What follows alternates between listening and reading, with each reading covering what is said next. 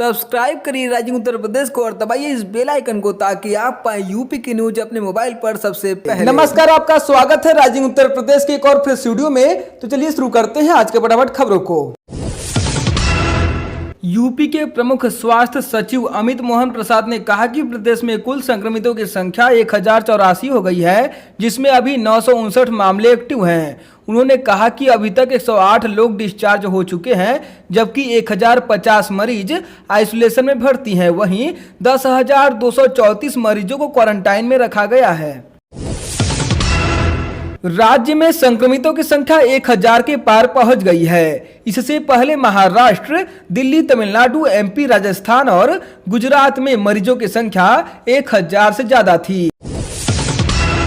कांग्रेस की महासचिव प्रियंका गांधी वाड्रा ने अपने संदेश में कहा है कि योगी सरकार कोटा में फंसे छात्रों को वापस लेकर आई है। इसके लिए वह बधाई के पात्र हैं, लेकिन सरकार को गैर राज्यों में रह रहे प्रवासी मजदूरों की भी चिंता करनी चाहिए जो अपने घर जाना चाहते हैं। इससे पहले बसपा सुप्रीमो मायावती ने भी छात्रों को लाने की सराहना करते हुए मजदूरों की व्यवस्था करने की मांग की थी।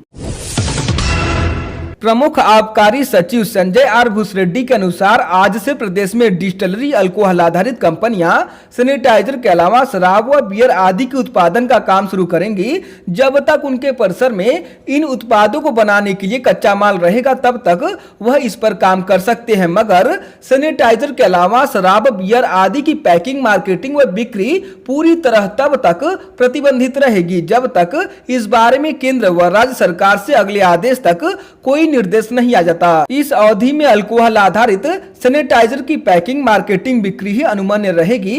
प्रदेश में शराब, बियर व भांग की लाइसेंसी दुकानें बंद रहेंगी, मगर जिलों में आबकारी कार्यालय खुले रहेंगे।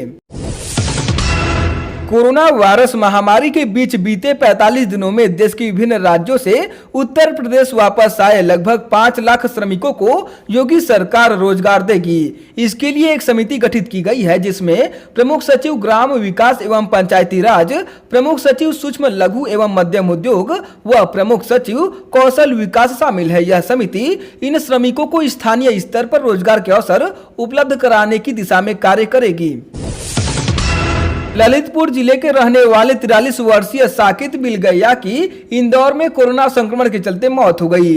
वे ताल बेहट कस्बा के रहने वाले थे। मौत की खबर पाकर बुजुर्ग माता पिता का रो रो कर बुरा हाल है। लॉकडाउन के चलते बुजुर्ग माता पिता बेटे का अंतिम संस्कार का दर्शन नहीं कर सके।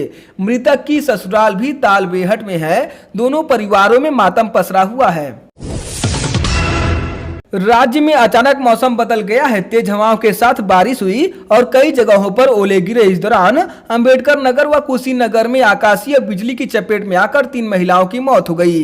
इस बेमौसम बारिश से खेतों में काटकर रखी गई गेहूं की फसल को काफी नुकसान पहुंचा है। जिला प्रशासन ने नुकसान के आकलन के लिए राजस्व कर्मियों को निर्देश दिया है।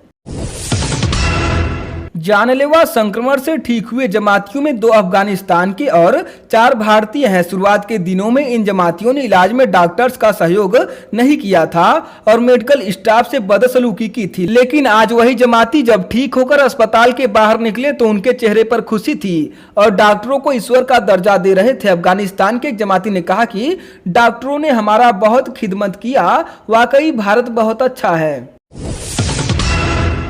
कोरोना वायरस जैसी महामारी से वॉरियर्स दिन रात अपनी जान जोखिम में डालकर अपने काम को अंजाम दे रहे हैं, लेकिन रामपुर जिले में एक शर्मनाक मामला सामने आया है। यहां भोट थाना क्षेत्र के पेमपुर गांव में सैनिटाइजेशन के लिए कीटनाशक दवा का स्प्रे कर रहे एक 21 वर्षीय युवक के साथ बर्बरता की सारी हदें पार कर दी गई। दरअसल कीटनाशक की कुछ छींटे एक ग्रामीण पर पड़ी तो उसने स्प्रे कर रहे युवक को बंधक बनाकर उसके मुंह में कीटनाशक का स्प्रे कर दिया। मुंह में केमिकल के जाने से वह बेहोश हो गया और उसकी मौत हो गई।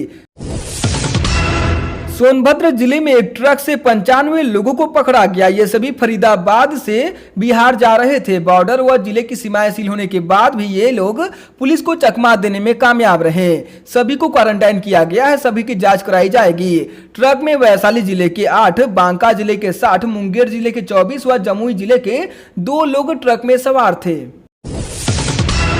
कानपुर जिले में एक किसान के घर में भीषण आग लग गई। लपटों की चपेट में आने से भाई बहन की झुलसकर मौत हो गई।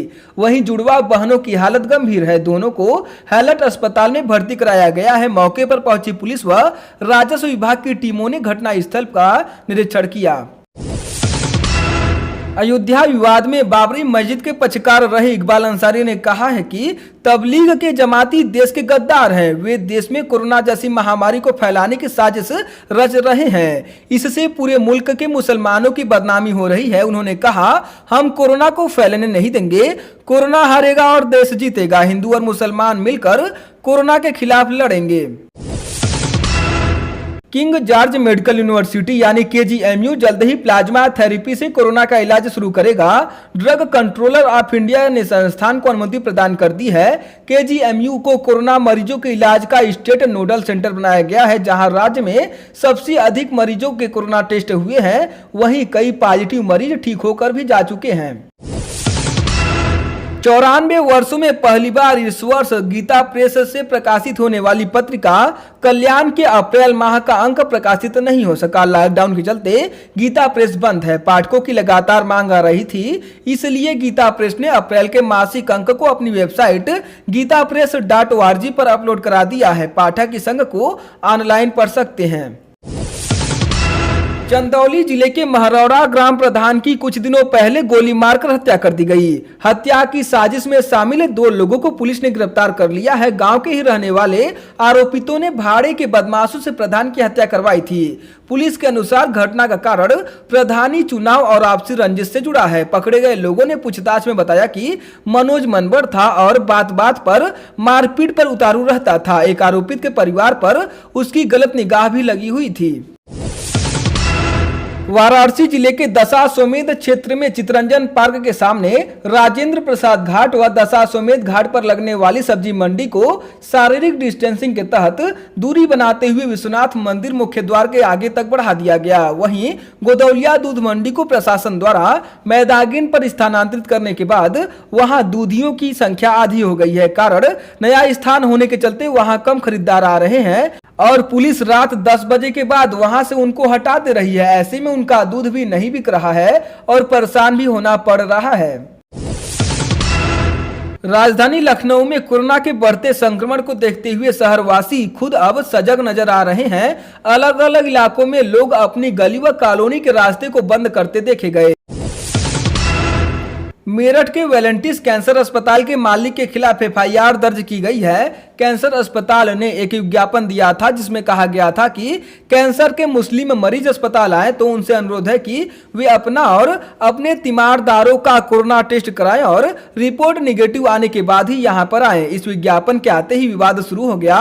अब पुलिस ने यह कार्रवाई की है। विवाद होने के बाद अस्पताल प्रशासन ने स्पष्टीकरण जारी करते हुए खेद भी जताया है। अस्पताल ने अपनी सफाई में कहा है कि अस्पताल की भावना हिंदू, मुस्लिम, जैन, सिख, ईसाई सबको साथ में लेकर चलने की है।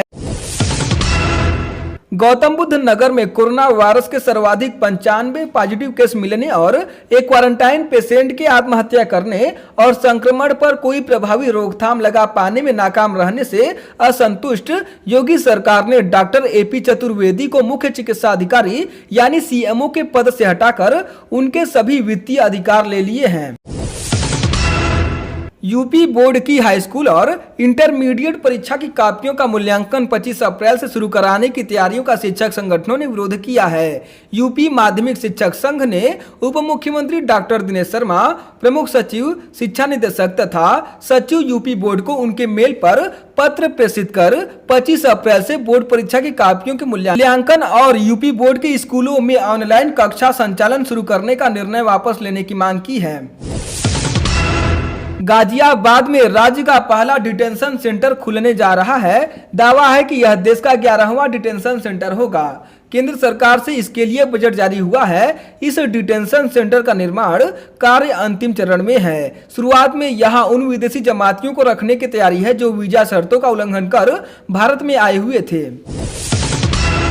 राजस्थान के कोटा से बच्चों को लेकर बसों के पहुंचने का सिलसिला देर रात से जारी है। बच्चों को विभिन्न स्थानों पर रोककर उनकी जांच होती रही। फिलहाल जहां भी रिपोर्ट आई थी सभी स्थानों से राहत भरी खबर है। किसी बच्चे में कोरोना जैसे लक्षण नहीं मिले हैं। जहां जहां से रिपोर्ट आ रही है वहां के बच्चों को घर तक छोड़ा जा रहा है। जिन बच्चों की रिपोर्ट नहीं आई है उनके लिए खाने पीने का इंतजाम कर दिया गया है। रिपोर्ट आते ही उन्हें भी छोड़ा जाएगा। आजमगढ़ जिले में रहस्यमय बीमारी से बड़ी संख्या में कुत्तों की मौत से सनसनी फैल गई है।